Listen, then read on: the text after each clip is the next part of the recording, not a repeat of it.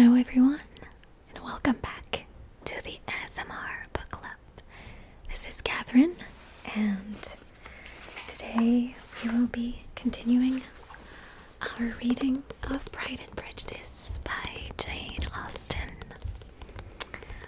I don't know if you guys watch Whispers Read channel, or if you follow her on Instagram, but she posted last week that she is starting a book club, the Whispers Read book club, which got me very excited because I love books and I love ASMR.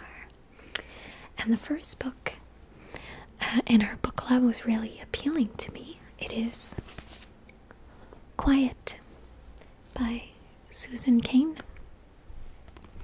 It's called Quiet, the Power of Introverts in a World That Can't Stop Talking. And I am an introvert. I would even say I am a super introvert. And I'm curious to see what this book says, because in the past few years I've started to really own up the fact that I am an introvert. And I look forward to reading some positivity about people like me. So without waiting any longer, let us pursue our reading of Pride and Prejudice, Chapter 2 of Volume 3. Elizabeth had settled it that Mr Darcy would bring his sister to visit her the very day after her reaching Pemberley, and was consequently resolved not to be out of sight of the inn the whole of that morning. But her conclusion was false, for on the very morning after their own arrival at Lambton, these visitors came. They had been walking about the place with some of their new friends, and were just returned to the inn to dress themselves for dining with the same family, when the sound of a carriage drew them to a window, and they saw a gentleman and a lady in a curricle driving up the street. Elizabeth, immediately recognizing the livery, guessed what it meant, and imparted no small degree of surprise to her relations by acquainting them with the honor which she expected. Her uncle and aunt were all amazement, and the embarrassment of her manner as she spoke, joined to the circumstance itself, and many of the circumstances of the preceding day, opened to them a new idea on the business. Nothing had ever suggested it before, but they now felt that there was no other way of accounting for such attentions from such a quarter than by supposing a partiality for their niece. While these newly born notions were passing in their heads, the perturbation of Elizabeth's feeling was every moment increasing. She was quite amazed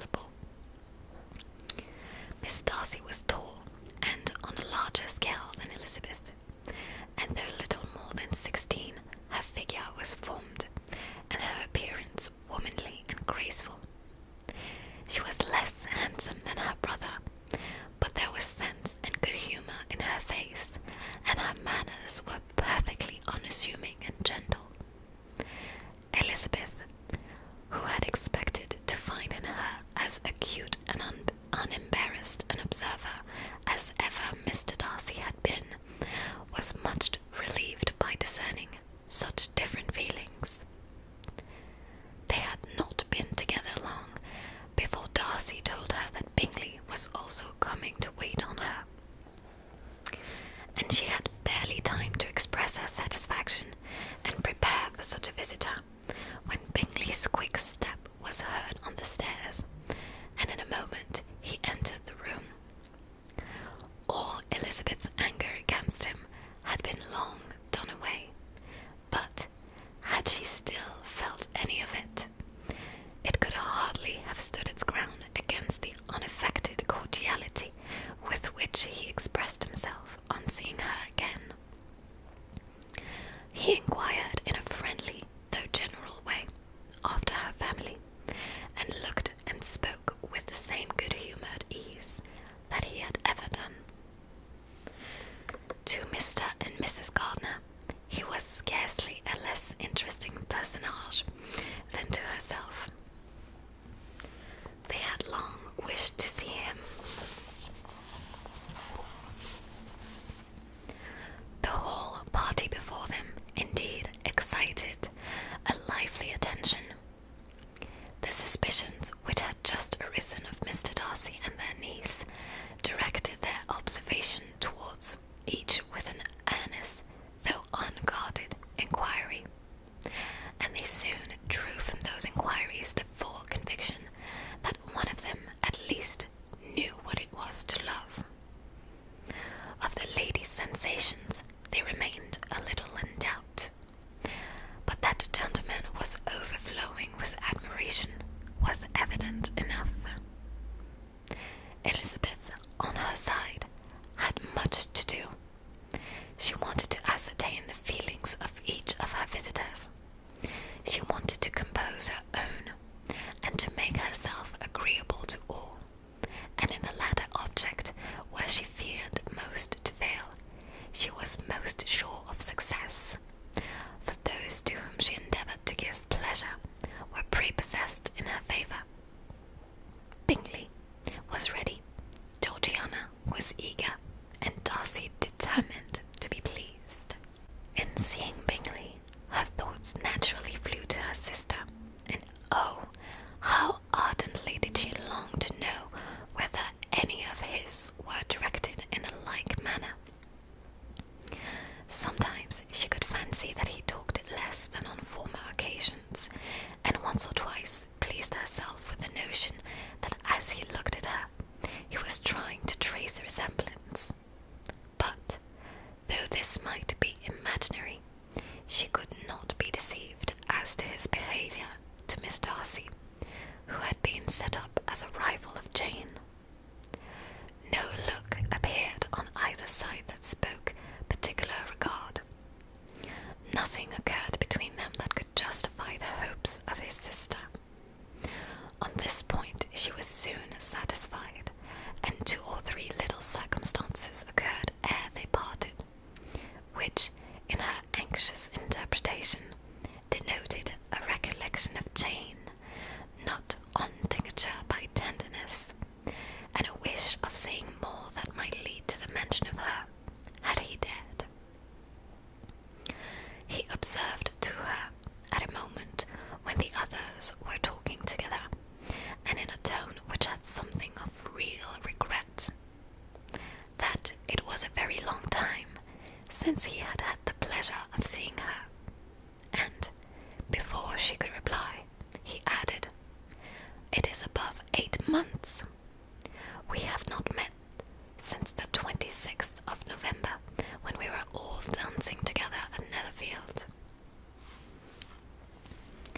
Elizabeth was pleased to find his memory so exact, and he afterwards took occasion to ask her, when unattended by any of the rest, whether all his sisters were at Longbourn.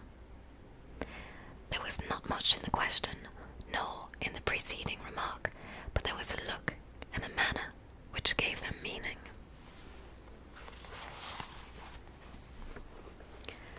It was not often that she could turn her eyes on Mr. Darcy himself, but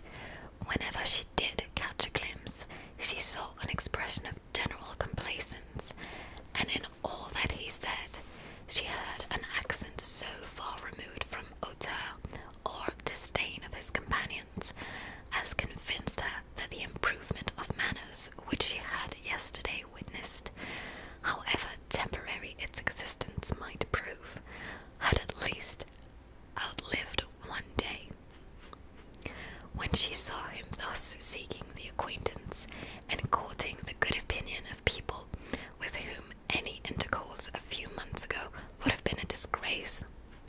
When she saw him thus civil, not only to herself, but to the very relations whom he had openly disdained, and recollected their last lively scene in Hunsford Parsonage, the difference, the change, was so great, and struck so forcibly on her mind, that she could hardly restrain her astonishment from being visible. Never, even in the company of his dear friends at Netherfield, or his dignified relations at Rosings, had she seen him so desirous to please, so free from self-consequence or unbending reserve as now, when no importance could result from the success of his endeavour, and when even the acquaintance of those to whom his attentions were addressed would draw down the ridicule and censure of the ladies both of Netherfield and Rosings. Their visitors stayed with them above half an hour, and when they arose to depart, Mr Darcy called on his sister to join him in expressing their wish of seeing Mr and Mrs Gardiner and Miss Bennet to dinner at Pemberley before they left the country. Miss Darcy, though with a diffidence which marked her little in the habit of giving invitations, readily obeyed. Mrs Gardiner looked at her niece, desirous of knowing how she, whom the invitation most concerned, felt disposed as to its acceptance, but Elizabeth had turned away her head. Presuming, however, that this studied avoidance spoke rather a momentary embarrassment than any dislike of the proposal, and seeing in her husband, who was fond of society, a perfect willingness to accept it, she ventured to engage for her attendance, and the next day was fixed on.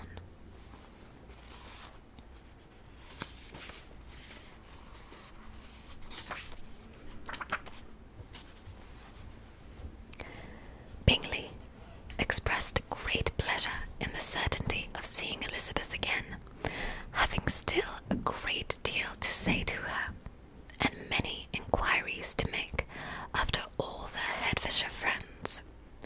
Elizabeth, construing all this into a wish of hearing her speak of her sister, was pleased, and on this account, as well as some others, found herself, when their visitor left them, capable of considering the last half hour with some satisfaction, though, while it was passing, the enjoyment of it had been little. Eager to be alone, and fearful of inquiries or hints from her uncle and aunt, she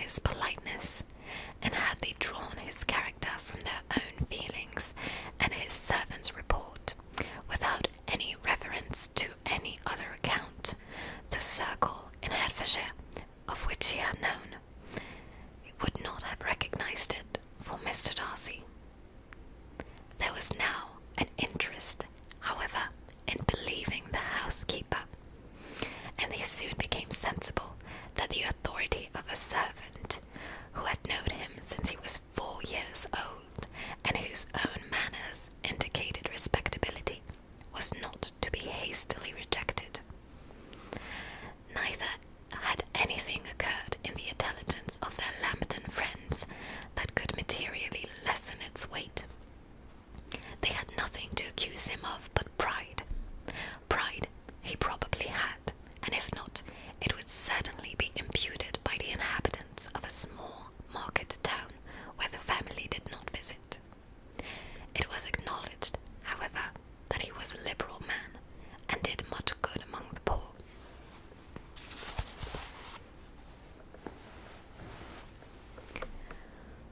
With respect to Wickham, the travellers soon found that he was not held there in much estimation, for though the chief of his concerns with the son of his patron were perfectly understood, it was yet a well-known fact that, on his quitting Derbyshire, he had left many debts behind him, which Mr Darcy afterwards discharged. As for Elizabeth, her thoughts were at Pemberley this evening more than the last, and the evening, though as it passed it seemed long, was not long enough to determine her feelings towards one in that mansion, and she lay awake 2 whole hours endeavouring to make them out. She certainly did not hate him. No, hatred had vanished long ago, and she had almost as long been ashamed of ever feeling a dislike against him that could be so called. The respect created by the conviction of his valuable qualities, though at first unwillingly admitted, had for some time ceased to be repugnant to her feelings, and it was now heightened into somewhat of a friendlier nature by the testimony so highly in his favour, and bringing forward his disposition in so amiable a light, which yesterday had produced. But, above all, above respect and esteem, there was a motive within her of goodwill which could not be overlooked. It was gratitude. Gratitude, not merely for having once loved her, but for loving her still well enough to forgive all the petulance and acrimony of her manner in rejecting him, and all the unjust accusations accompanying her rejection. He who, she had been persuaded, would avoid her as his greatest enemy, seemed, on this accidental meeting, most eager to preserve the acquaintance, and without any indelicate display of regard, or any peculiarity of manner, where their 2 selves only were concerned, was soliciting the good opinion of her friends, and bent on making her known to his sister. Such a change in a man of so much pride excited not only astonishment, but gratitude. For to love, ardent love, it must be attributed, and as such its impression on her was of a sort to be encouraged, as by no means unpleasing, though it could not be exactly defined. She respected, she esteemed, she was grateful to him, she felt a real interest in his welfare, and she only wanted to know how far she wished that welfare to depend upon herself, and how far it would be, for the happiness of both, that she should employ the power which her fancy told her she still possessed, of bringing on the renewal of his address. It had been settled in the evening between the aunt and niece that such a striking civility as Miss Darcy's in coming to them the very day of her arrival at Pemberley, for she had reached it only to a late breakfast, ought to be imitated, though it could not be equalled, by some exertion of politeness on their side, and, consequently, that it would be highly expedient to wait on her at Pemberley the following morning. They were, therefore, to go. Elizabeth was pleased, though, when she asked herself the reason, she had very little to say in reply. Mr. Gardiner left them soon after breakfast. The fishing scheme had been renewed the day before, and a positive engagement made of his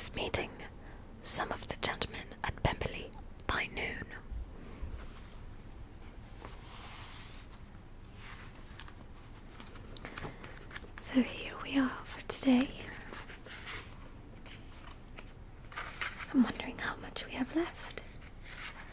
We have 100 pages left to read, and we are on page 232, so we have just about a third left to read. And much can happen in 1/3 of a book.